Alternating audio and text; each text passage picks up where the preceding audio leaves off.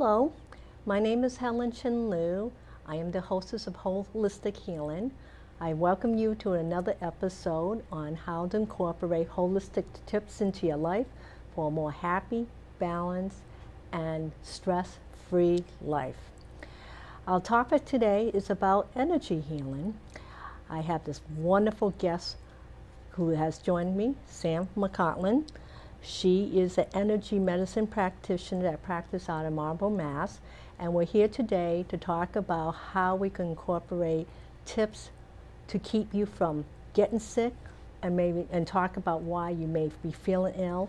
And we're going to talk about how energies are blocked within our energetic system and how to free them up.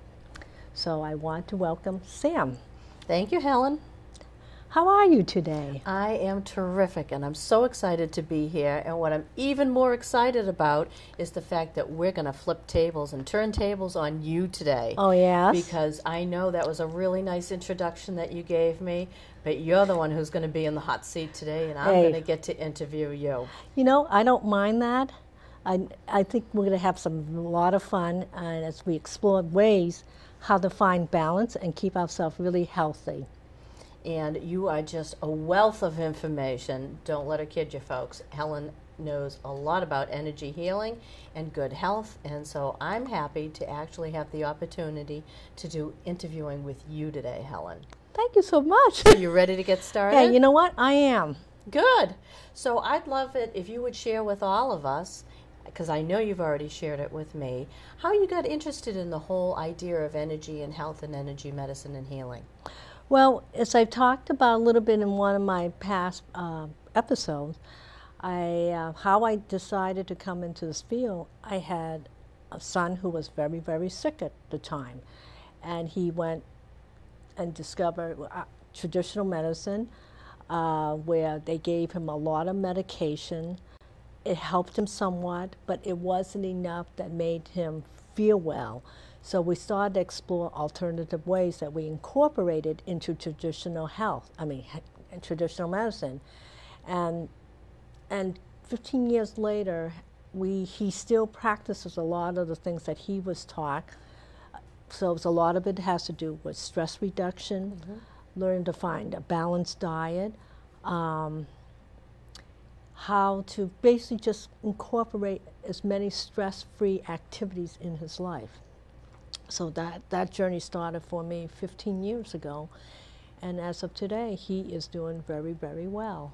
Well, stress is certainly something that everybody has to deal with in this day and age. Yeah, we live in a really fast-paced world. There's a lot of expectations that we place on ourselves and on other people, and we judge ourselves, I think, a lot in comparison to those standards, which then just creates even more stress for us.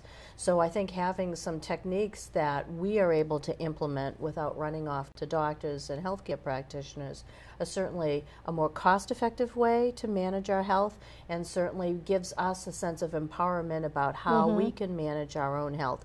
Because my belief is, and I think you share this with me, is that it's our personal responsibility to take care of ourselves. You know, I think there's a lot of people out there who have grown up with the idea, oh, I'll just run to the doctor and get a prescription and take a pill and maybe watch my diet a little bit and everything will be well.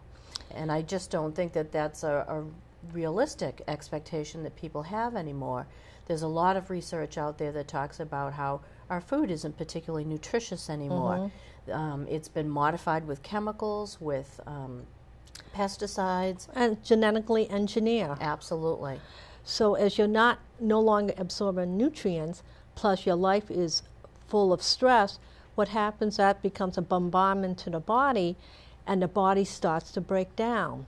And yes, and then what happens, people either prolong going to the doctors, and they really feel like they're not able to do it on their own. So in a way, with some people, they give away their healing ability by having them being taken care of. And I think one of the other challenges, I know that I've certainly felt this way, is the deluge of information that gets thrown at us. You know, one year it's, oh, stay away from eggs and dairy products because it's going to impact your cholesterol, and then 10 years later it's like, oh no, that, you know, egg is the perfect food. you know, it's very low in fat and it's not bad for you. And so there's just so much contradictory information out there that I think even when people have the best of intentions, it's really hard for us to decide what really does work. What really is the thing to stay away from? Well, because also, too, people are so influenced by the media, they don't really have a gauge what is right for them. So if you really think about it, if you overeat, let's say if you're one of those people who decide that they really enjoy a 16-ounce steak, even though you may be sick to your stomach, but sometimes the people, there's no gauge button to stop. So they go into overactivity, overeating, overstress, and so they end up contradicting what they're feeling. And what happens a lot of time, once you override the body's natural responses, the body then all of a sudden forgets what to do because you've override it so much, it eliminates the process, it cancels out the common sense in the brain. So you wonder why one day you're feeling so incredibly ill or you feel so unhealthy. And again, by ignoring those signs, you ignore your own life. I think you touched on a really important point, too, is that the body really is a magnificent organism. Mm-hmm.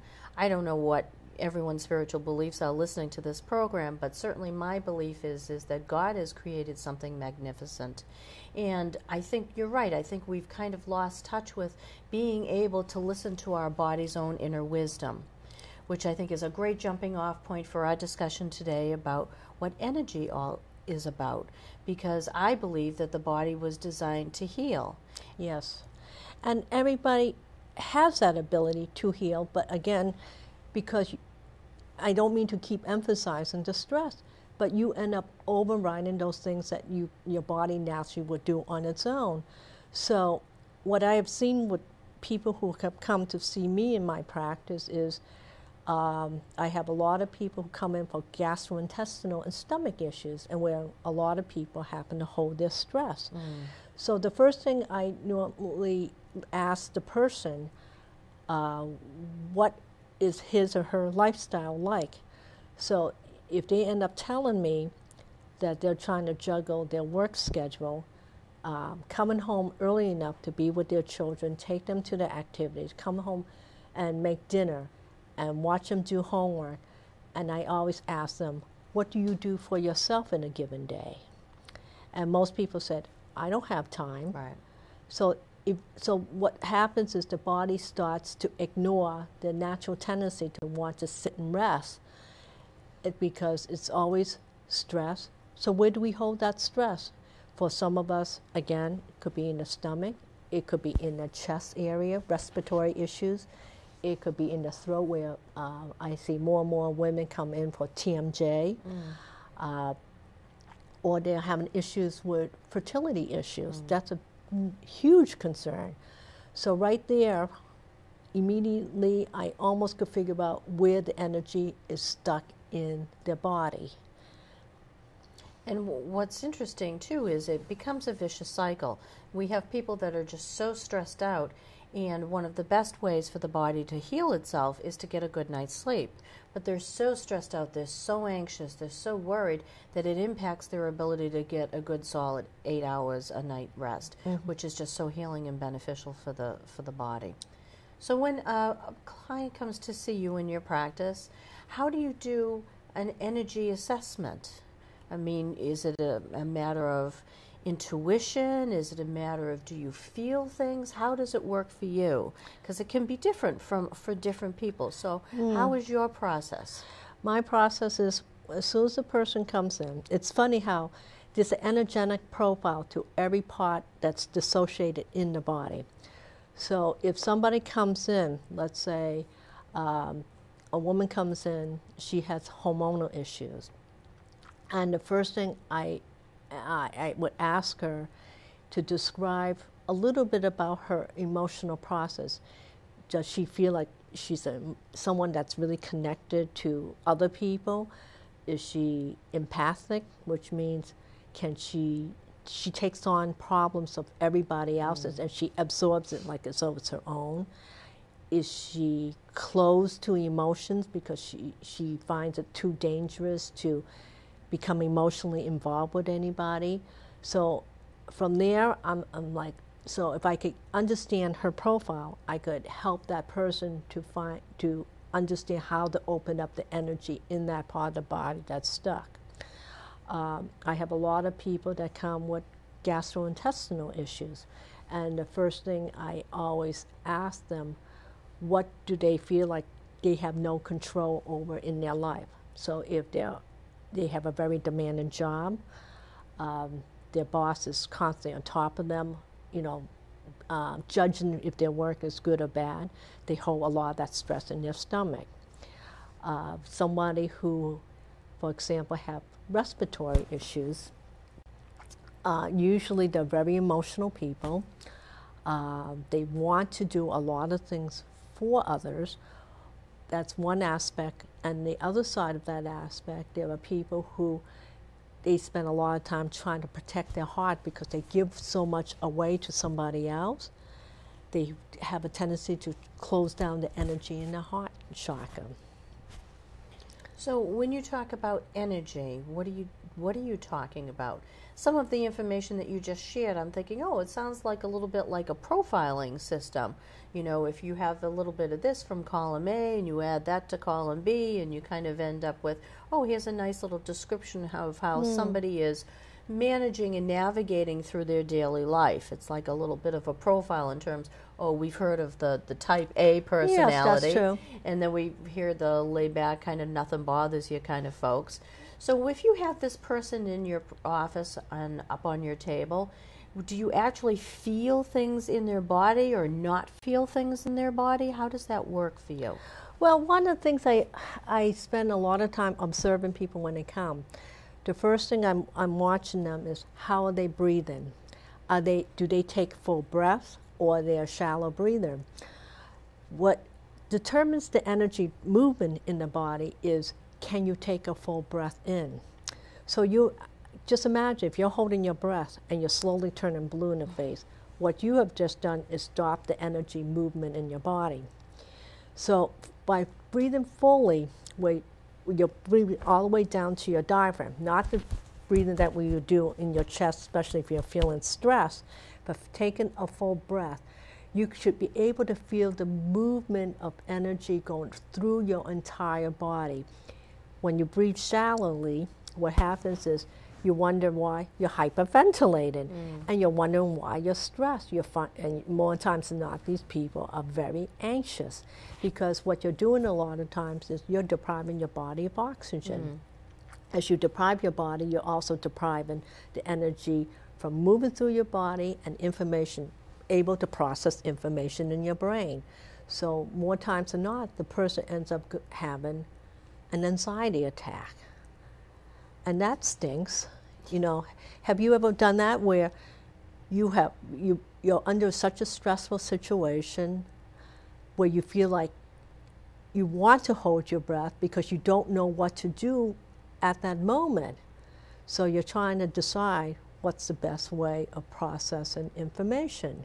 Or especially if you have an emergency at hand, and also, let's say somebody is choking on something. Do you end up stressing? Do you black out mentally and all of a sudden you can't think? Or are you there doing the Heimlich maneuver? So depending on what type of person you are and how you react, you could do it calmly or you could do it frantically. And of course, if you're Heimliching the person pretty hard, that person is going to black out because you squeeze all the oxygen out of that person. Sorry, I had to say that. So you talked for a little bit there about the importance of breathing. Would you like to show us what you're talking about in terms of optimizing that? Because I know for myself, breathing is something that just is on autopilot for all of us. It's regulated by a part of the brain that just takes over and handles it for us so that we don't black out. It's on autopilot. And I think we just kind of forget about that and how important it is to really breathe properly. So maybe you could show us how to be mindful of our breathing so that we are taking in enough air to oxygenate the blood and the cells and the lungs and the brain and the toes. And the toast? What kind Toes. Yeah, toast. I thought you were toast. I was going to say, that's good, Sam. Well, yes, we do automatically breathe, but there is such thing as a poor quality breath and a high quality breath. So for those people who are not used to breathing, they breathe very shallowly. This is, I'm going to warn you, this is going to hurt. When you're not used to taking a full breath, it really hurts. So when you, in your you've got to be conscious about this. So what does that mean? Well, I even advise clients who come to me, if you put a Post-it note on your computer, take 10 full breaths an hour. Wow. And a lot of people don't remember if they do not have that note. Out of sight, out of mind. Yeah, and especially if they're running from event to event, they just don't remember. So I tell them, in fact, I even make them practice in front of me. Oh, show us. So basically, you could do the sitting down, standing up. You could even do it in a car. You could do it anywhere. While doing dishes? Doing dishes. Okay. Because what it is just mindful breathing. So if you're in your head and all of a sudden you're just taking a breath, I suggest do it in through your nose, and you could do it out through your nose. Some people do it out through their mouth depending on how stressed they are. So as you're breathing in, really bring it all the way in, and you're imagining the air is going all the way down to your lungs, goes all the way down into your abdomen area. People think their lungs are just right here. But when you say to somebody, breathe from your belly, and that stomach is expanded, that's because your lungs are all the way down to close to the abdomen area. So as you're taking a full breath, you should be able to breathe all the way in, hopefully slowly. Don't hyperventilate because you'll get yourself into trouble. Breathe, take a full breath, and breathe in and out. Again, you could do it through your mouth. And what some people do, especially if they're under a lot of stress, they end up not only breathing out, exhaling, they're also making a tone. And some people will call that toning. And what that does a lot of times is help to really push the stress out of the body. And it's amazing how relaxing you can become through just a few breaths. So show us a little toning. Toning? Yeah. Well, if you ever watch tennis, those professional tennis players. Oh my goodness, the Williams sisters. And there they are, they're hitting the ball. They are toning. So as they're hitting the ball, they're exhaling their breath, and they are emptying out the anxiety, the stress they are feeling. And some people even end up screaming. If you watch that tennis, you go, that is so incredibly annoying. But they're not doing it for the audience. They're doing it for themselves to help alleviate the stress, plus to help them to concentrate in the next shot. So, and then my kids are funny about things like that. I would tone, but I would be a little embarrassed, and Sam would only be laughing at me. I promise not to laugh. I promise not to. You're not going to do it for us, are you? All right, I'll let you off the hook. Well, another way to alleviate stress is laughter. Absolutely. I mean, if you could do a good laugh, your kids will probably make you laugh, or your husband or your wife, your significant other could make you laugh. If you have a friend, like Sam and I, when we're together, we're laughing all the time. And you have a great laugh, and it is right down from here. And it's down from the belly. It's not a pretend laugh. No. But it's a laughter, more times than not, it's from the heart. Yes. So, and there's nothing like good friends to help you to alleviate. What other wonderful technique? Some people end up relieving stress by having someone as a sounding board. But you got to be careful here, because you want to be able to alleviate stress, but you don't want to, quote unquote, throw up on the other person, because you don't want that person to be a burden of what's going on.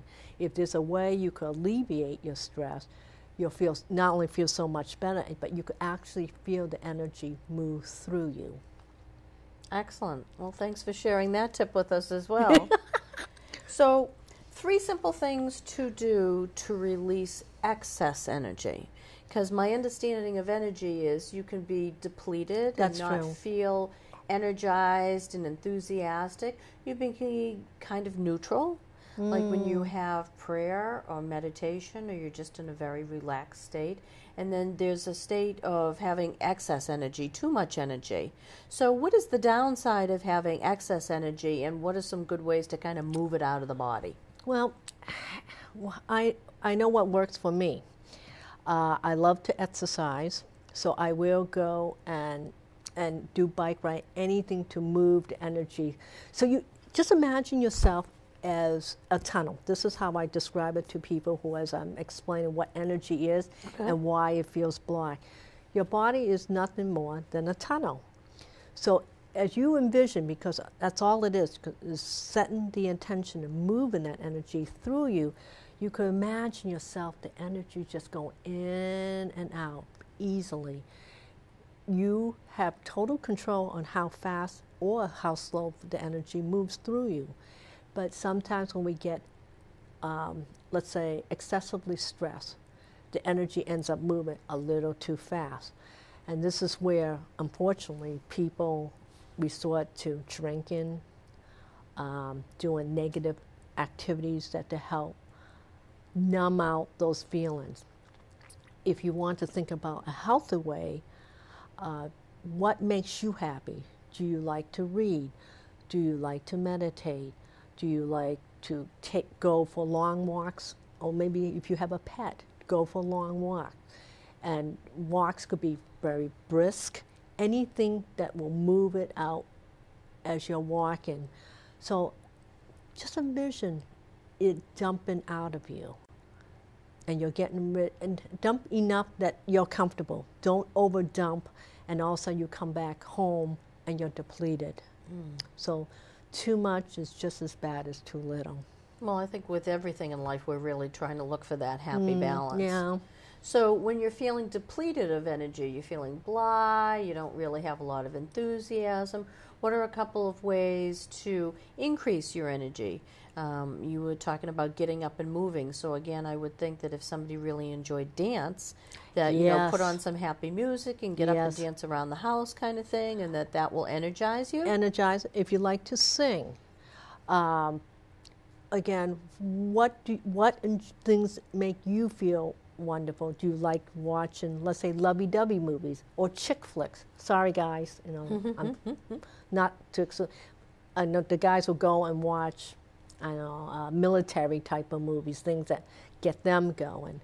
That to me would seem like excessive energy, but I guess if you're feeling depleted, that would be a way to kind of move the needle up into the halfway point. I don't think the guys I'm into, most guys are not into chick flicks, let's call it, and but I love watching those mushy movies that makes you just feel comfortable in your body, especially with those parts of the body that feel so dissociated with your own living. So I would imagine watching nice romance movies, chick flick movies, is just kind of a nice, soft, warm feeling for you. Yeah, or you know, or even a cup of. Some people resort to eating. So you know, be careful how much. You know, some people go for that pint of ice cream, which personally I think is a little too much. But there are people I understand that loves their ice cream, comfort foods. Right. So I would have a bowl of soup. That's what I consider my comfort food versus going for a pint of ice cream. Well, I think the pint of ice cream is probably okay if you spread it out over a month. Yes, but what about those people who could sit and eat a pint at a time? Well, it's probably not the healthiest thing to do, but there is definitely comfort in a pint of Ben & Jerry's or Haagen-Dazs. Yeah. So why is it important for us to be mindful of our energy in our system? Well, as I, you know, one of the things that I have to even remind myself about being mindful of my own energy is to have a balanced life. That's most important to me. I love my work. I love to teach, and I probably spend quite a few hours doing what I love to do. But again, on the other side of the coin, I have a family. I like to see them. I like to interact with them. I like to talk to them face to face, whereas before I didn't. When I become unconscious about my energy, I found that my family was talking to the back of my head because I was so engrossed with my work that I would be typing on a computer, writing, and they'd be talking to the back of my head, and then half-heartedly I would listen to what they were asking me. And then I finally realized that I was losing balance. And then, of course, it didn't help that one year when I first started this healing adventure, I put on 15 pounds. And I'm like, where did that come from? So would you describe that as excess energy? Would you call it excess, or would you call that deficient? Because a lot of times when you become energy depleted, you go into crisis mode in the body. So your body is trying to recoup and find balance, and it becomes desperate after a while because you don't know where to look because you're so engrossed in what you do. The other side of the gate no longer exist. And then where do you go from there until you have somebody who calls you on it and say, listen, come back to us. And you go, who are you? Are you speaking from personal experience? I'm talking from personal experience. And in fact, I didn't realize how unbalanced my life became until just in 2010, I went out to look for a dog who forced me to stop. I got to take him out for walks. I got to enjoy nature. And I didn't realize how much I needed a pet who made me stop and just be with myself and just really appreciate who I am and what I do. And lucky for all of us, you do wonderful things. And Kirby, your dog, is actually part of your healing practice. Yes, he's our little mascot. So I'm going to, and he is a wonderful healing dog. He comes in with me at work. Oh, hope the landlord's not listening to this component of the show. And he sometimes will participate in the healing with me. That's so amazing. He'll jump up with the client and say, you need me more than I need you right this minute. Well, dogs are just little bundles of unconditional love. Yes. And that's really what some people need when they seek out a healer, is they need someone who's going to be there for them and listen to what's going on with them and offer helpful suggestions on how things can move along and be better. And I think Herbie's a wonderful healing dog in that regard. And so you got the right dog. I got the right dog. You got the right dog for sure. So in order to wrap up this segment on energy healing, would you like to share with everybody how it is that you feel that you help clients? Well, how I help clients, which I'm going to share with you today, so the people who are listening to us could take away something to help incorporate what they could do. Simple little methods of just stopping long enough to feel their own energy. So what I give a tip to everyone, including myself, if you could stop sporadically through the day, just sit for a minute. And sitting could be anywhere, even in your car. Just sit for 1 minute and just focus on your breath. And each time you exhale, I want you to imagine all the things that are bothering you today, the juggling, the running, the homework, the dinner, the work. You're going to let it melt away from your body and just focus on your breath, where you're breathing in through your nose and all the way through your abdomen. And if you do this at the beginning of your day and at the end of your day and any time in between, you are going to feel so much better. So, anyways.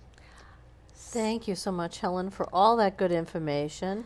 And how did it feel for you to be on the other side of this interview? I just think it was so much fun. Oh, good. I'm glad you had a good time. Yeah, I had such a good time. Excellent. But, Sam, I want to thank you for joining me today. You're very inspirational. Oh, thank you. I had a great time. We had great fun. So, anyways, I want to wrap up, and I want to thank you so much for joining me, and please visit with us again. We have plenty of more shows to come, and I welcome your comments. So If you like to see different topics on our show, please feel free to contact the cable station, or you may even contact me directly at helen@healingplacemedfield.com. Good day and good health to you. Bye-bye.